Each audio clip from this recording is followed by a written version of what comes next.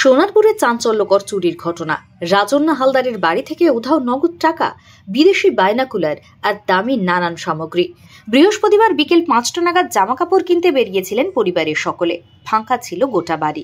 রাতভর বৃষ্টির কারণে ফেরেন রাত প্রায় 12টার সময়। তালা খোলার পর দেখা যায় ভেতরের দরজা সব বন্ধ। ভাঙতে হয় দরজা।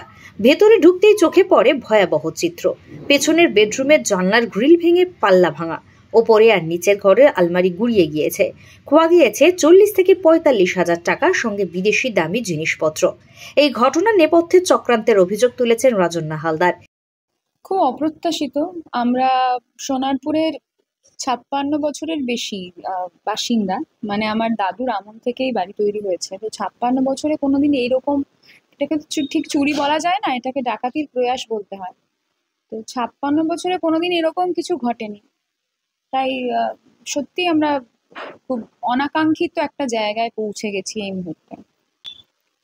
মানে আপনি যখন প্রশ্নটা করছেন, তার মানে আপনিও কি এই দিকে ইঙ্গিত করছেন যে চক্রান্ত থাকতে পারে? আমি জানি না, মানে সেটা আমারও প্রশ্ন, থাকতে পারে কি সেটা এই মুহূর্তে বলা তো সম্ভব নয়। তবে একটা কথা আমি বলি, পুলিশ প্রশাসনের কথা আমি উল্লেখ করবো এক্ষেত্রে।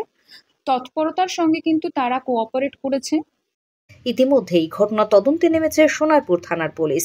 এলাকায় ছড়িয়েছে চাঞ্চল্য। আমি বেরিয়েছি এখানে বিকেল 5টার সময় এবং ফিরেছি তখন রাত 12টা 15। তার মধ্যেই ঘটেছে। এবং আমরা ফিরেছি যখন 12টা 15, মেন গেটে 3টে তালা ছিল।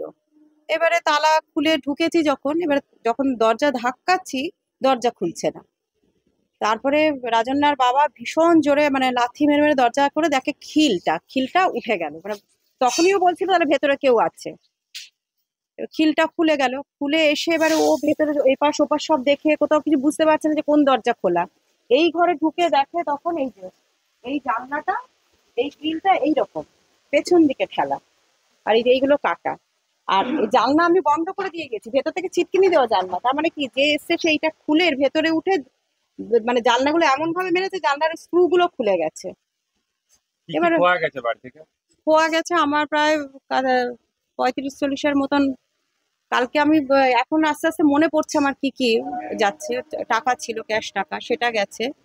কিছু মানে দামি জিনিস, যেমন একটা বিদেশি বাইনাকুলার ছিল, আরো কিছু ছিল। এখন আমি মানে করতে পারছি না, আলমারিটা আমি মানে হাত দিতে পারিনি যেহেতু ইনভেস্টিগেশন চলছে, আর বুঝতে পারছি না। এবং ওপরে ঘড়ি ছিল, আলমারির মধ্যে ঘড়ি, তারপরে কিছু পার্লের জিনিস এগুলো ছিল, সেগুলো খুঁজে পাচ্ছি না কিছু এখনো।